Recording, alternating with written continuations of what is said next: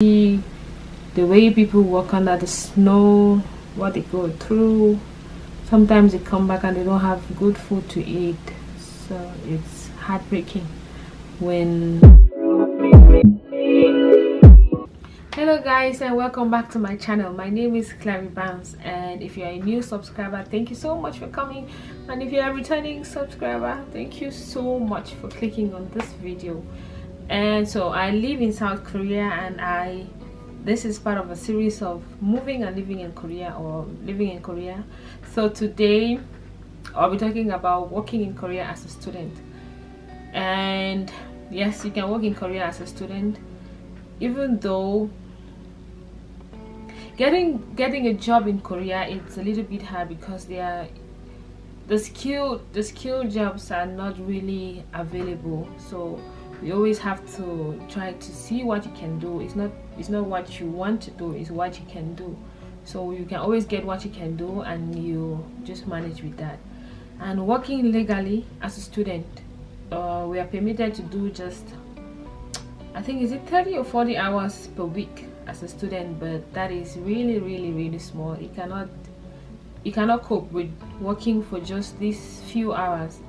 You will not be able to even pay your rent in Korea. So most of the time we actually work over the limit. It's not illegal to work more than the permitted number of hours, but it's a little bit risky. There are so many different jobs.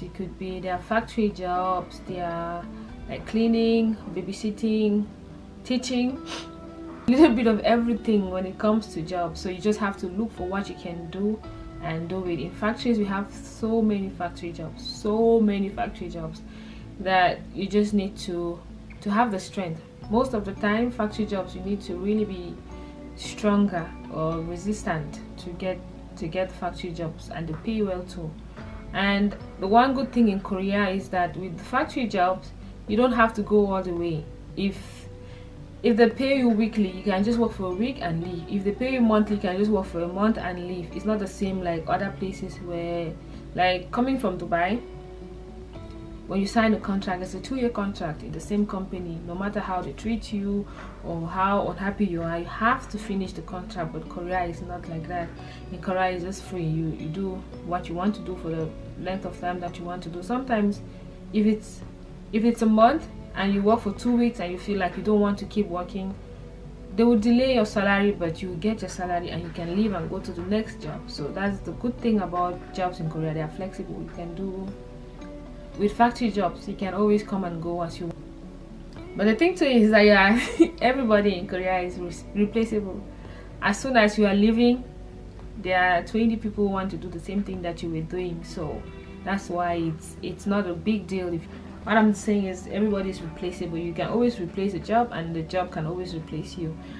And then when it comes to house cleaning too, house cleaning jobs are really, to me, they're nice because it's just like doing your own house cleaning and getting paid for.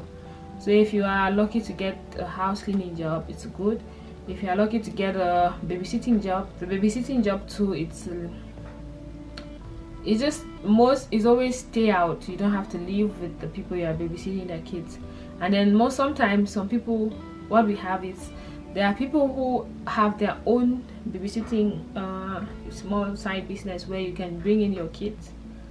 They can bring kids for you to take care of, but that one is really so people who have, if you have to be really patient with the kids, because they'll bring kids to you.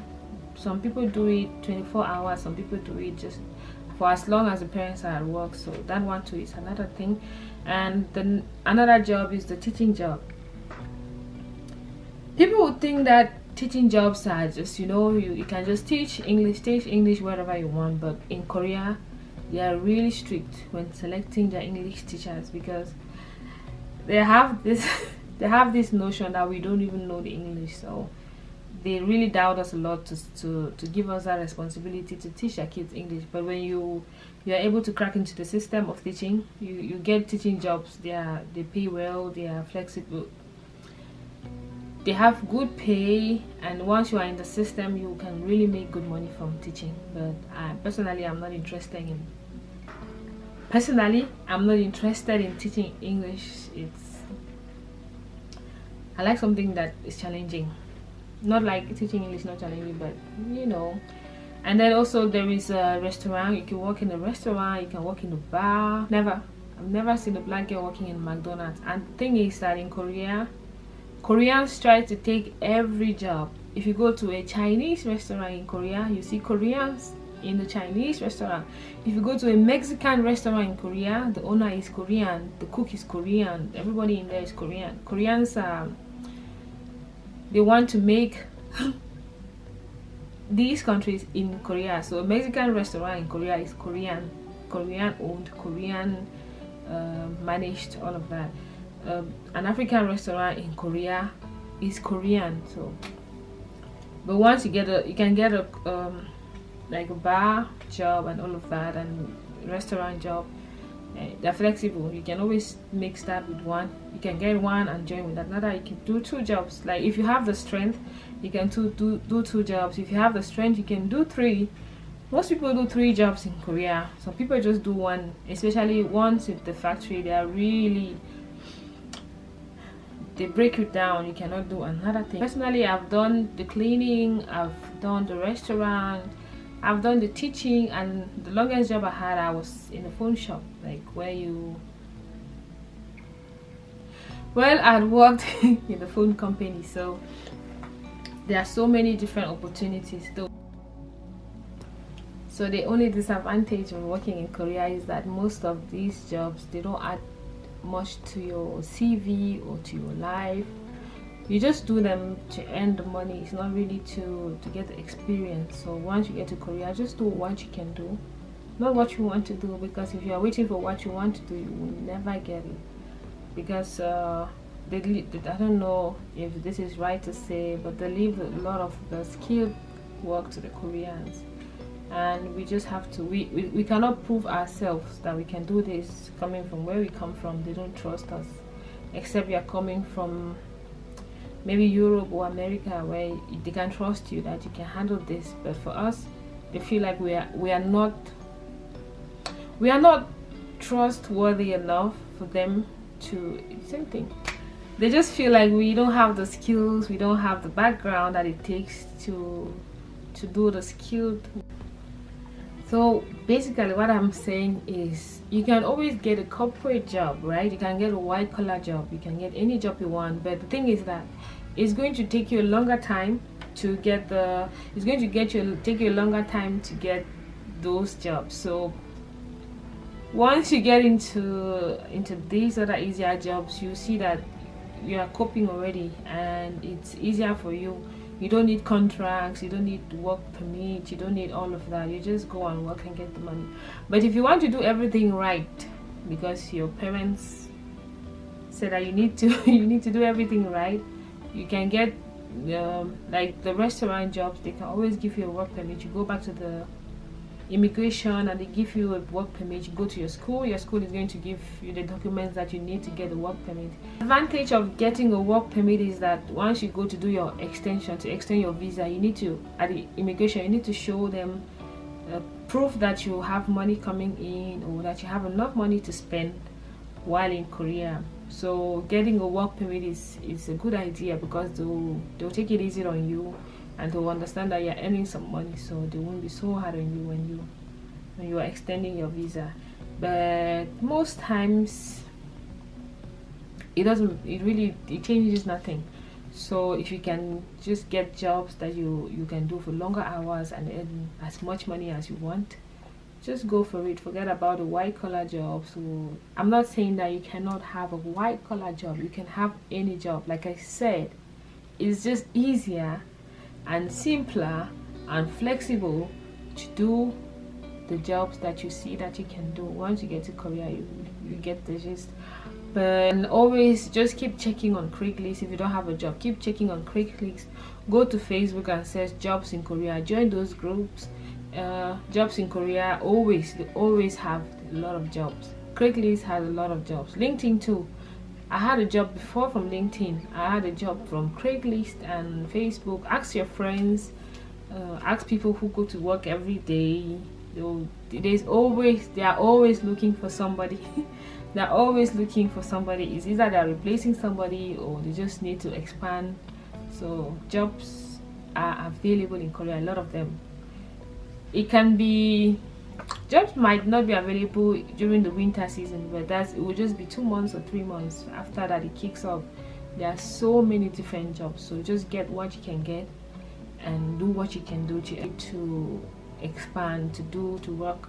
Working in Korea is like the main thing that we do. All we do is work, and you need to work to survive. So when you come, forget about the white collar jobs and forget about the clean jobs. Just do what you can do, and you see that life is easier for you. So I hope that this was, I don't know, I hope this had enough information to encourage you just to work and where to get a job, and give you just knowledge on how work is done in Korea. I think too is getting money paid into your account. It's not advisable, except you have 2 accounts. You can create 2 accounts, and then one for the immigration, because the immigration tries to follow up everything that is going on your account, just to avoid maybe you're doing something illegal or something illegal is being done in your account. So they are watching this account. So you can have 2 accounts, and then one you do whatever you want. You can get transactions, because any money that gets into your account, you need to explain to the immigration why you got this money, and you know what relationship do you have with this person. I know it sounds like we are babies, but they do that just to, I think they do that just to avoid there are so many things going on in Korea that they're just trying to prevent a lot of illegal money transactions. So get 2 accounts, one where it's clean, like everything is straight. You are spending money from here to buy food, pay bills, pay your fees, pay your rents, all of that.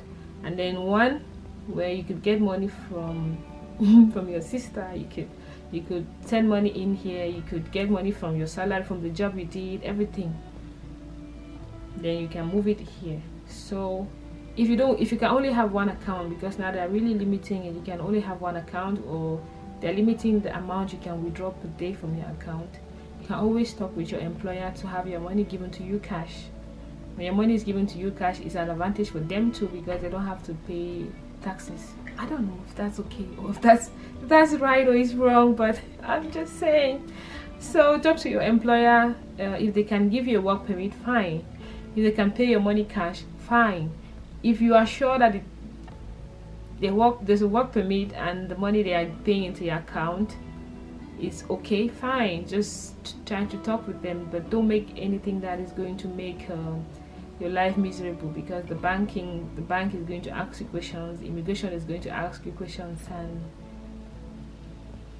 that you will not have answers to. Sometimes they actually they give people fines for transacting too much, or for working extra hours when they were not supposed to work.